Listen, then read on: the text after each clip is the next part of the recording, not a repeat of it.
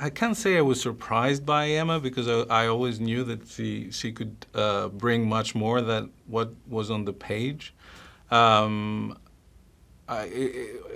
just the fact that she hadn't done anything like this before, I guess, is interesting to observe. But I think there are a lot of powerful moments within the film when her character observes what other people are doing and what they're saying, and she manages with very, very little to convey so much about what her character is thinking or what she's intending to do or how she feels about it. So that was very interesting to see.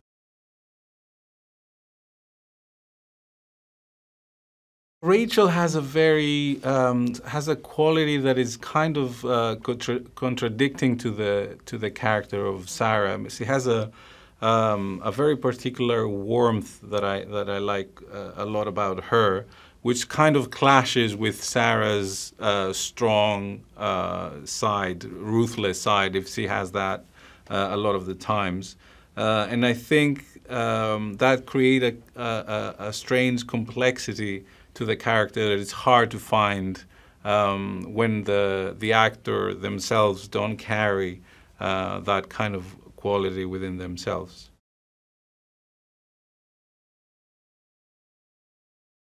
It was impressive to see how quickly she can, turn on any kind of feeling within a scene or towards any direction at any given moment. She can go from being completely ridiculous and funny to heartbreaking in a second. And it's a huge gift, and it's really a unique experience to see it in front of you.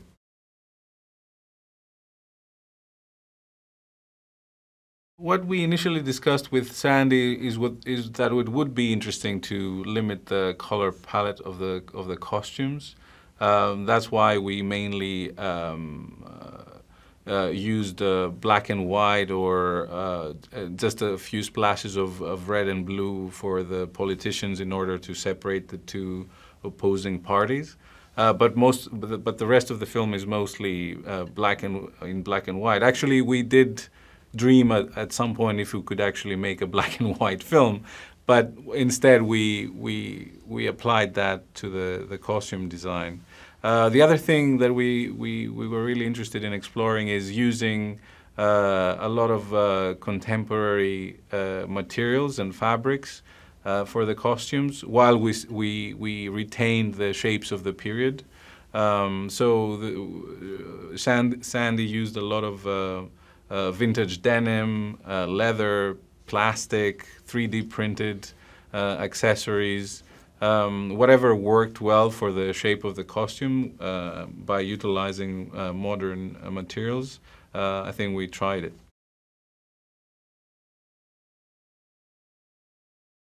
It was very interesting to walk into the spaces of Hatfield House where we shot most of the film. We had to combine a couple of other locations as well for the entire scope of the film. But seeing those huge rooms and realizing that people actually lived there, slept there, but at the same time they had other people come in and had meetings and meals in the same huge spaces. It was quite interesting to realize, and then what we tried to do by filming especially these three women in those huge rooms, was to enhance that feel of a lone figure within a huge space, and especially by using very wide-angle lenses.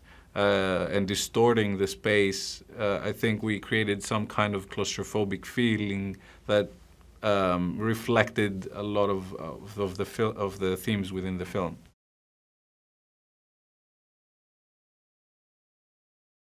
You rarely get to see a film that has three female leads, and especially them having such a position of power at some point in history. I think the most interesting part is the fact that their mercuriality and their behavior actually affects the lives of millions of other people, and that feels quite relevant to our times as well.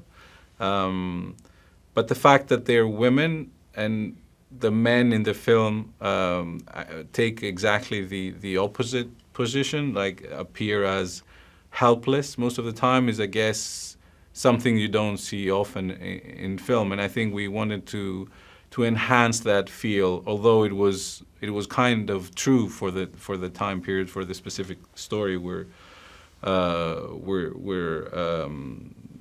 showing. We try to enhance that feel of the men being really led by women and being powerless in front of them. Hey guys, here's today's Daily Fact. Now, the film Dallas Buyers Club had such a small budget that only $250 was included for makeup. Now, obviously, this didn't hamper the film's makeup and hairstyling team, as they won an Oscar for their contributions. Good on them. Now, click here below to subscribe for more great content, or watch one of the videos